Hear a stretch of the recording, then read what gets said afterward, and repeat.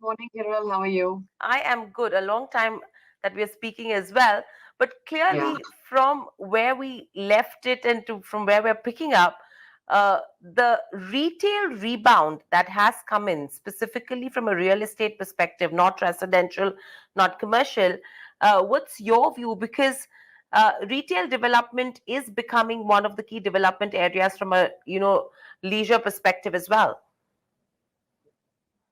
Yes, I mean, it's been a really good and pleasantly surprising rebound post-COVID. I think retail and hospitality were two of the worst hit segments, but it's really nice to see how quickly consumers decided to come back to the malls.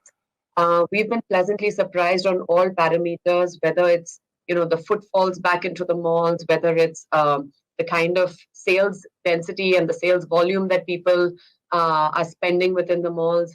All parameters for retail have been much better than what they were pre-COVID. So very good signs. We're also seeing interesting trends of retailers actually taking up larger spaces in the malls. Frankly, I thought that post-COVID, people would want to conserve on their rental outflow and probably take smaller stores. But we were pleasantly surprised when people or retailers decided that they want larger stores, more experiential stores. So from that perspective, it's nice to see the resilience of malls in this country. Right. So overall, if you have to see the revenue mix for Brigade as well, you still have a little over 50% that comes in from real estate. Lease rentals and hospitality form the remaining.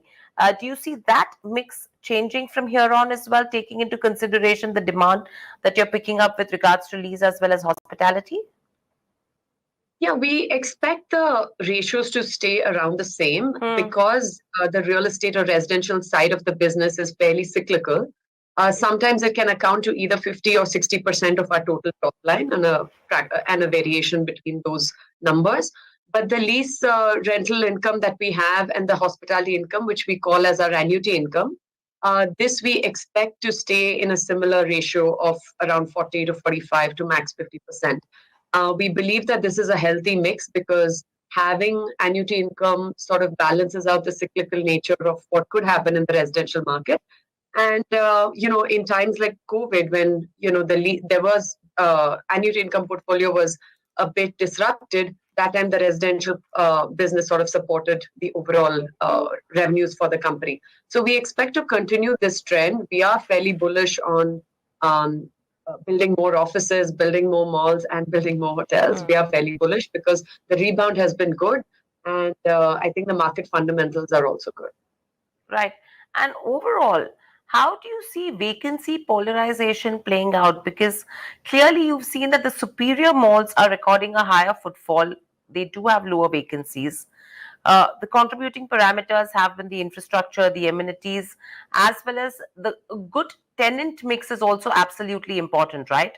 So, if you Yeah. have to look at Brigade as a whole, what is the overall experience from a vacancy polarization perspective?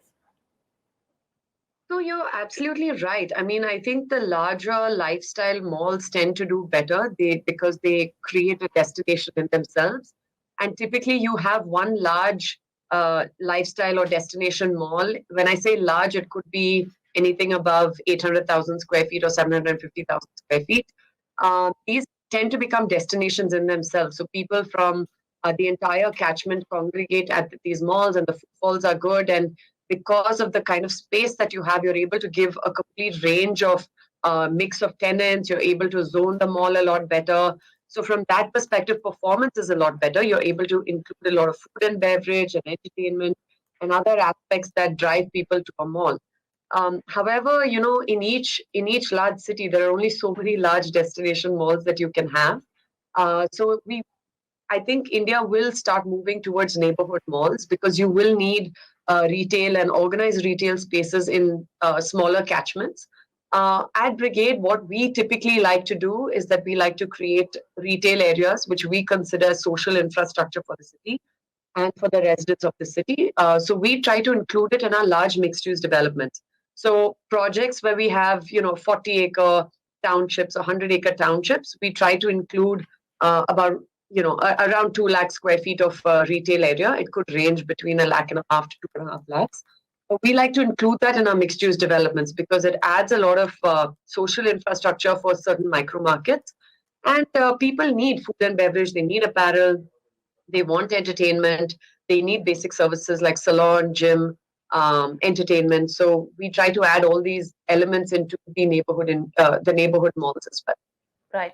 Nirupa, another question I have is the new themes that we're picking up, which a lot of real estate companies that are exploring for the retail space is the premium outlet centers, right, which are offering premium brands at discounted prices, which are absolutely popular in the US as well as the Europe. Yeah. India has started with athleisure as well as apparel brands. How is that trend panning out in India, number one? And is it something, as as you mentioned, that it's more in terms of tier two, tier three metro outskirts, or is it a phenomena that you're seeing in the metros as well? Largely a phenomenon in the metro cities, because what you're seeing is these outlets come out in newer micro markets which are not yet ready for a full-fledged mall. So brands are looking to experiment and gain more market share by creating outlet brands and up and coming micro markets, like I said, maybe there isn't an existing mall there. Maybe there it doesn't have scope for a full-fledged lifestyle destination mall. So they're experimenting by getting market share in these areas. From my discussions with various retailers, what I've learned is that the kind of sales that they have in tier two and tier three markets and the kind of products that are chosen there are fairly different from what is selected in the tier one markets. So they have a different selection of products for tier two and tier three and different selection, because even the price points could vary. So brands are experimenting at different price points for tier two and tier three. But in terms, what we have noticed for tier one is that, like you said, you have certain stores and certain products in the large lifestyle destination malls. This can change with the kind of products in the neighborhood malls, and this will also change with the value outlets that we see on the outskirts of the city. Right. And your views with regards to highway retailing?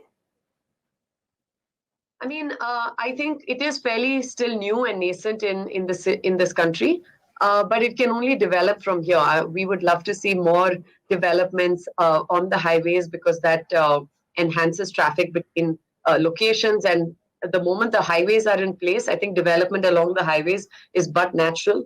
You will not only see retailing coming up, you'll see a lot of food and beverage, you'll see hotels, and perhaps even office. So for us, I think creation of highways is the first step to enhancing any sort of real estate along the way. Right. Nirupa, my last question on an overall business perspective, your outlook with regards to FY24, because the first quarter we did see some bit of a dip that did come in from a top line and a profitability perspective. Margins, the company has been able to maintain. But what's the trajectory that you're looking at if you have to consider all the segments and the landscape that we are in at the moment? We are actually very bullish on the second half of this fiscal year. The first half has been quite good for office and retail and hotels. But the second half of the year is where, all the festivals come in. So it's the marriage season, so hotels do well. It's festival season, so the malls do well. You'll have your end of season sale in the fourth quarter of this fiscal year. So that's when a bulk of the sales happen. Generally, Q2 of each fiscal year, Q1 and Q2 is sort of a little lukewarm when it comes to retail, but we are expecting to have a bullish second quarter, Right. So, second half. second half, absolutely, which will then add up to a good FY24 as well. Thank you, Nirupa, so much for joining us on the show and sharing those views.